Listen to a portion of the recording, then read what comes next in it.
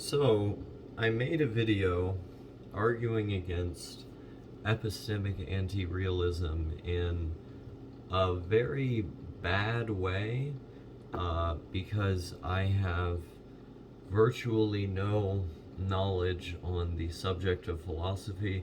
Epistemology is the one I am the most well versed on because I like to read studies all day.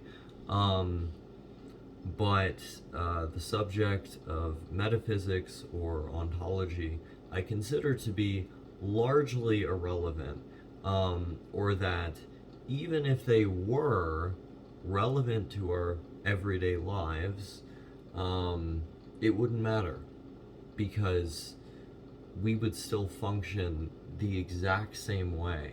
If we were somehow able to prove the unprovable, metaphysical things are, by nature of what they are, not able to be proven by sensory knowledge and the testing of empirical hypotheses to yield a result. Um, Even if we were to prove that such a undercurrent existed in our world today, it would not matter. It would not change how we live our lives because ultimately all the phenomena that exist around us, um, the things in this kitchen, the things I'm wearing, the things I'm doing, this stems as a result of uh, some kind of hypothesis. Someone had to hypothesize that this shirt would look dope, and then they tested that on the general population, and the study of the result of the study found that it looked dope and for a lot of the population, and it sold well. Um, like the world is still going to function fundamentally the same.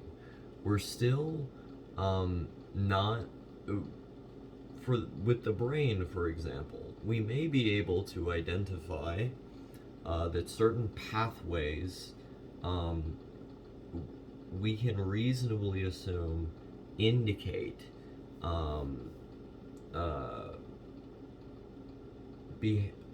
behavior or play a role in our behavior, our psychology, etc. And that the interlinked nature of them um, contributes to that. That's something that can be found with empirical evidence. What cannot be found is consciousness. And the proof of consciousness is not something I need. Because as long as I can be a moral person through deriving the most objective conclusions from empirical evidence that I then integrate into my life to live in a more advantageous way, then that's that's all there is to it. Like these things, even if they were real, like even if you could prove that they were real, they wouldn't change that core dynamic. And in addition to this, I think human beings have an innate quality, that being a resistance to murdering one another, for example, because of empathy.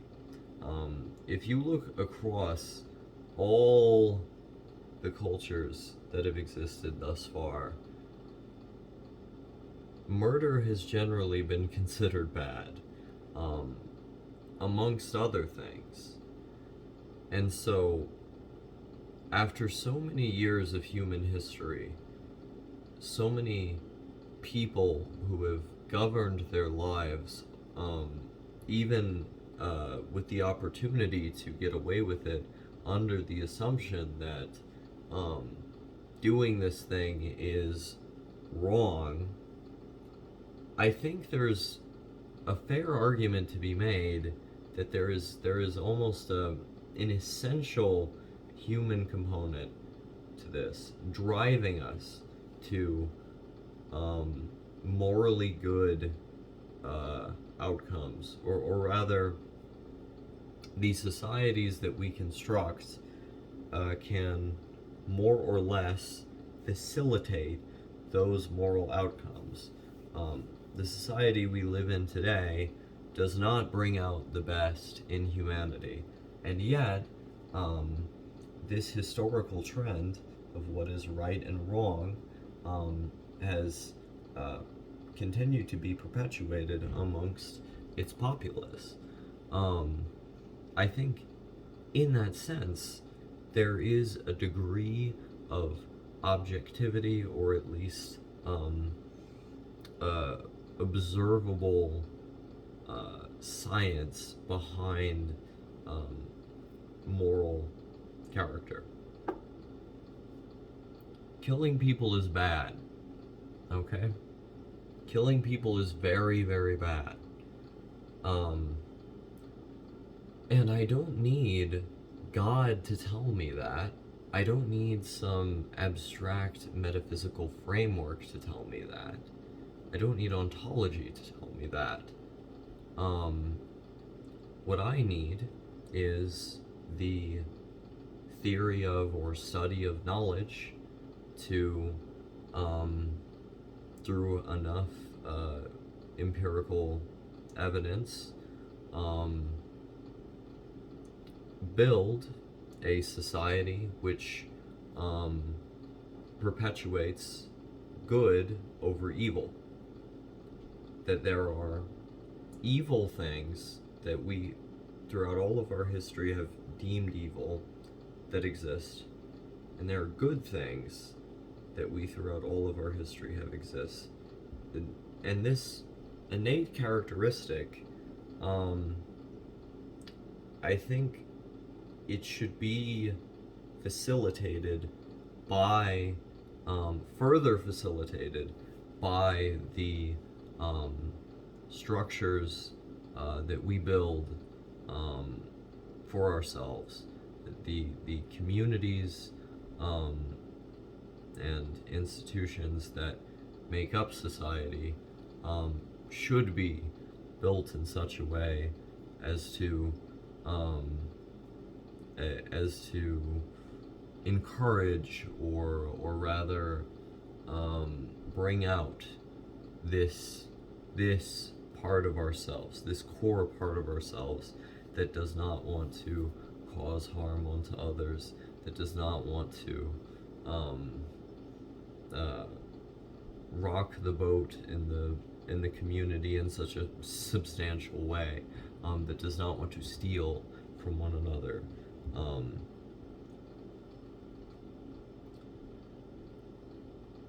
I think that's where I went wrong in my video, besides the fact that I used a lot of terms wrong. My fundamental belief is that it does not matter. It does not matter whether ontology or metaphysics exists. I do believe in epistemology, but ultimately, these things being epistemically explored are merely representations of sensory phenomena that multiple individuals have recognized between one another. And I don't think I have to learn about metaphysics. I do not think I have to learn about ontology, because it is perfectly reasonable and more than possible to live one's life in an advantageous and net positive way for the rest of humanity through having these moral convictions that I do believe to be human convictions, and through attempting to maximize the potentiality for those convictions to bear out through optimizing society in such a way as to bring them out. This is all to say, there is an environmental component to this. There is an observable component to this, and those are matters of representation that can be addressed with enough rigorous thought and intention. With that knowledge, the world can be changed to reflect something more akin to the values that we have historically again and again and again espoused. In that sense, I am a deontologist. I believe in right and wrong, and I believe in it strongly. I do not believe in relativism, which is a point I failed to properly address in that video, and I do not believe in anti-realism, as I have asserted that the axioms upon which the scientific method are founded on are the primary means through which I view the world. There are many questions that cannot be solved with evidence-based reasoning, but I am apathetic to the answers of those questions, and frankly, I find asking them in and of themselves boring.